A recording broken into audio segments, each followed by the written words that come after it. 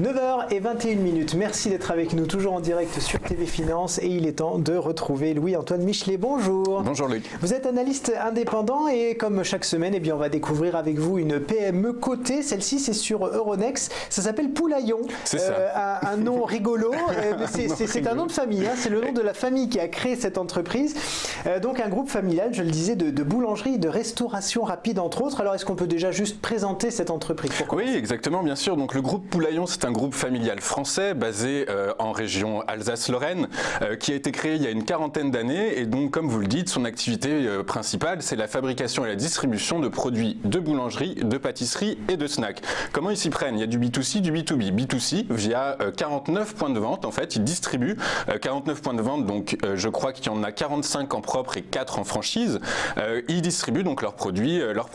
En B2B, donc charge à eux de placer leurs produits dans des grandes et moyennes surfaces en règle générale. Et ce qu'on remarque, c'est que leur activité est très orientée sur la France. 99% du chiffre d'affaires, c'est de la vente en France. Et sur ces 99%, on va dire que 95% se réalisent dans la région Alsace-Lorraine. Donc il y a un très gros focus sur l'Alsace. L'Alsace, région dynamique, deuxième région par son dynamisme. Donc il y a des leviers, c'est intéressant. Le B2C, 62% de chiffre d'affaires en 2017. Le B2B, 37,9%.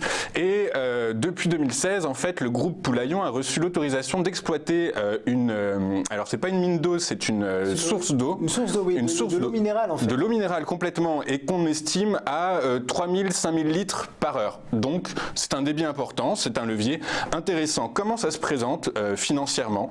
Eh bien, on a les chiffres, on a deux périodes à analyser. La première, c'est le S1 2018, où on voit que le chiffre d'affaires prend 9,8% à 37,7 millions d'euros.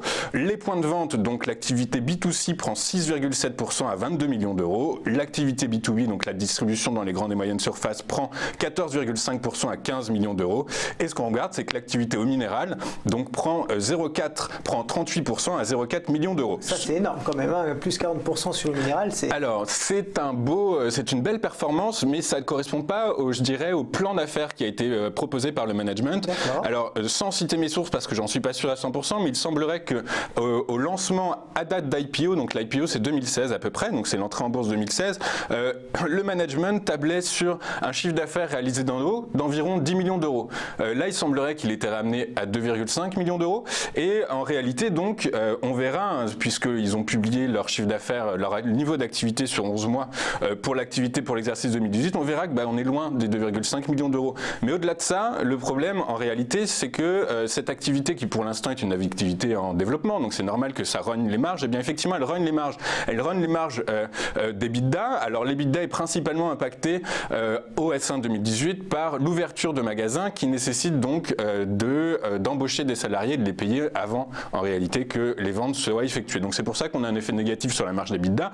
Et par contre sur la marge d'EBIT, donc l'EBIT c'est le résultat d'exploitation en gros, il perd 21% au S1 2018 et ce parce que l'eau minérale réalise des pertes d'exploitation. Donc en réalité, on fera attention, donc la performance en absolu est bien, effectivement, 400 000 euros de chiffre d'affaires c'est pas mal, mais d'un point de vue financier, on fera attention quand même puisque les pertes d'exploitation sont relativement importantes, ce qui fait que le résultat net perd 23,5% à 700 000 euros au S1 2018. Un autre chiffre peut-être, parce qu'ils ont, fin août, ils ont donné leur chiffre d'affaires consolidé donc sur les 11 derniers mois, 67 millions d'euros en hausse de 8,5%, c'est pas si mal. Alors c'est pas mal, ceci étant, donc on est sur 11 mois, on est donc à 67 millions d'euros, c'est grosso modo le chiffre d'affaires que réalisait la société en 2017. Donc c'est pour ça que le management nous dit qu'en gros le chiffre d'affaires devrait prendre 8% en 2018. Donc regardez quand même, c'est intéressant, c'est-à-dire qu'au S1 2018 le chiffre d'affaires prend 10%, au bout de 11 mois en 2018 il descend à 8,5% et en réalité il va se maintenir peut-être entre 8 et 8,5 sur l'exercice 2018. peut-être, on voit que la saisonnalité de toute façon est plus forte en novembre-décembre sur ces produits-là. Ceci étant, donc on remarque que l'accélération est moins importante. Ceci étant, quand on regarde dans le détail, effectivement, toutes les, je dirais, les segments d'activité, donc points de vente professionnels et eau minérale, sont en croissance, donc ça reste, je dirais, relativement rassurant. Ceci étant, on doit faire attention à deux choses sur cette société. La première, c'est le niveau d'endettement, le niveau de dette financière qui est extrêmement important. Quand on regarde le gearing OS1 2018, il est de 121%. Donc ça veut dire qu'il représente 1,21 fois les capitaux propres. L'endettement, c'est important. Quand on regarde en moyenne de 2013 à 2017, on a un point d'acmé, une acmé à 160% de gearing. Donc c'est extrêmement important. En parallèle de ça, la société dégage de moins en moins de capacité d'autofinancement. Donc et en parallèle de ça, elle a une intensité capitalistique qui se renforce. Donc, quid de son financement de développement? Comment elle va financer ses développements? Ils annoncent 6 ouvertures de magasins en 2019. Pourquoi pas? Comment ils vont les financer encore une fois? Donc on est mis face, je dirais, à une performance de la société qui est intéressante, qui est supérieure au taux de croissance de son marché. De mémoire, le marché, c'est plus 5% de résultats en 2017, quand la société fait plus 13%. Donc c'est intéressant, mais on a une structure financière qui est, je dirais, légèrement pénalisante et qui pourrait éventuellement ralentir le développement de la société, ce qui va se retrouver dans les niveaux de valorisation qu'on voit tout de suite, puisque comme d'habitude, deux méthodes. La première, donc le parcours boursier de Poulaillon. Le parcours boursier, donc sur un an, le titre perd 42%, sur 6 mois, il perd 34%, et depuis le 1er janvier, 40%. Donc, est-ce que la baisse va se finir? Techniquement, on est en train de remarquer que le cours est dans une tendance baissière, est en train a franchi à la baisse une résistance oblique haussière, donc il évolue en dessous de toutes ces moyennes mobiles. Donc très clairement, on est dans une tendance baissière par les multiples, donc très intéressant, PER 7,34, VE sur EBIT 6,39, si c'est une moyenne de 6,87, aujourd'hui le cours est à 5,60.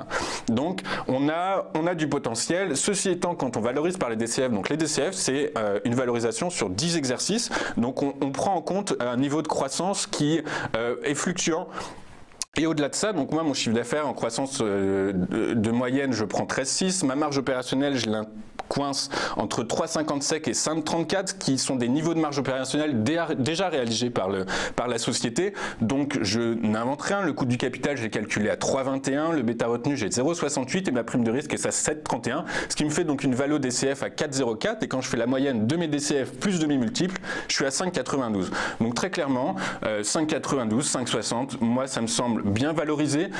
Ceci étant, on est en tendance baissière aujourd'hui. Pourquoi? Parce que, peut-être que donc on est sur une PME, donc la liquidité est très peu importante. Peut-être qu'il y a des ajustements, des arbitrages qui sont en train d'être réalisés par certains gérants et donc ça pousse le titre vers le bas. En parallèle de ça, je suis pas le seul à avoir remarqué que la structure financière de la société est très lourde et donc on se pose réellement la question de son financement. Donc c'est ça, selon moi, qui impacte, je dirais, les niveaux de valorisation de la société. Donc très clairement, sur le graphique, j'ai mis donc en vert, ce sont les niveaux de support, en rouge les niveaux de résistance et en noir mes niveaux, je dirais, de support et de résistance calculés à partir de mes valorisations, donc à partir de données fondamentales. Et typiquement, je dirais qu'aujourd'hui, il est peut-être un peu tôt pour rentrer. Si on doit rentrer sur le titre, c'est peut-être un peu tôt. Moi, j'attendrais potentiellement, alors ça ne regarde que moi, hein, c'est pas un conseil ou quoi que ce soit, hein, c'est vraiment comme ça. Moi, j'attendrais peut-être les 4,99, voire peut-être les 4. Hein. Si j'ai réussi à valoriser à 4, c'est que potentiellement la société, au jour d'aujourd'hui, avec les perspectives de croissance qui sont les nôtres, eh bien, potentiellement, aller chercher 4,04 pourrait ne pas être complètement, je dirais, dénué de sens. Mais en tout cas, en parallèle de ça, le marché de la restauration rapide et de la boulangerie est plutôt en croissance. Les perspectives de développement, donc elle parle de s'exporter à l'international, pareil, Allemagne. Et puis toujours se développer en franchise aussi. Hein. Ça structure quand même un groupe d'avoir des franchiseurs. Ils ont développé leur savoir-faire en succursale, donc ils ont éprouvé leur Bible, leur process. Maintenant, ils peuvent développer en franchise. C'est quand même intéressant, ça. Alors, c'est intéressant puisque finalement, ça leur donne... Alors, c'est intéressant, reste à voir. D'un point de vue financier, effectivement, c'est intéressant. D'un point de vue, je dirais, stratégique et commercial, reste à voir quelles sont, je dirais, les zones, les localisations, les zones où elles sont implantées. À Paris, j'ai pas vu de Poulaillon. Alors, écoutez, moi non plus, et c'est normal puisque je vous dis, les 60%, 99%, 95% du chiffre d'affaires est réalisé en en Alsace. Mais sinon, c'est typiquement, ils sont installés dans des grandes surfaces, ils sont installés. C'est le pôle qu'on a ici. C'est, vous voyez, c'est le Kaiser, etc. Dans des positionnements de gamme moins importants, mais en tout cas, toujours est-il que la restauration hors domicile a le vent en poupe en France. Le principal concurrent, des nouveaux principaux concurrents qui étaient les food trucks, eh bien on se rend compte qu'ils sont en perte de vitesse parce que justement le problème de localisation et les accords, les accords de licence accordés par les mairies n'augmentent pas. Donc typiquement, il y a des leviers, il y a des catalyseurs sur le core business, sur l'activité commerciale, mais pareil, ces perspectives de développement à l'international, puisque la boulangerie-pâtisserie se développe à l'export, est en croissance de plus 15% depuis 2015. Donc ils ont tout intérêt à regarder l'international, mais pour ça il va falloir dégager des cash flows et aujourd'hui c'est difficile.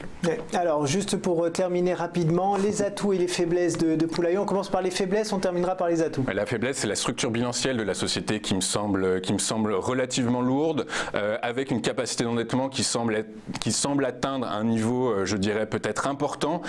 Donc reste à savoir comment est-ce qu'ils vont financer leur croissance. Est-ce qu'ils vont ouvrir leur capital? C'est possible qu'on assiste à une augmentation de capital peut-être dans le courant de l'exercice 2019. Alors ça pourra très légèrement à court terme tirer le titre vers le bas, mais voilà, je te dirais que le point faible, c'est la décorrélation entre le besoin d'investir, entre le besoin de développement de cette société et finalement sa capacité d'investissement. Les points forts, c'est un positionnement très ancré sur l'Alsace-Lorraine. C'est une famille qui vient de cette région, donc ils connaissent leur secteur d'activité, ils connaissent leurs clients. Ils ont, je dirais, des leviers avec l'eau minérale qui est importante. Ils ont, je dirais, réussi, ils sont en train d'obtenir, je crois, des autorisations de lancer les bouteilles en plastique. Ils ont déjà les bouteilles en verre qui leur permet d'attaquer, je dirais, la restauration assise en quelque sorte, et l'eau de table. Et en parallèle, donc de ça, ils vont lancer de l'eau en PET, donc en plastique. Donc il y a des leviers, il y a des catalyseurs. Et puis après, 40 ans d'expérience, c'est pas rien, on peut pas s'asseoir dessus. Voilà. Eh bien, merci beaucoup Louis-Antoine d'avoir été avec nous ce matin. Je rappelle que vous êtes analyste indépendant.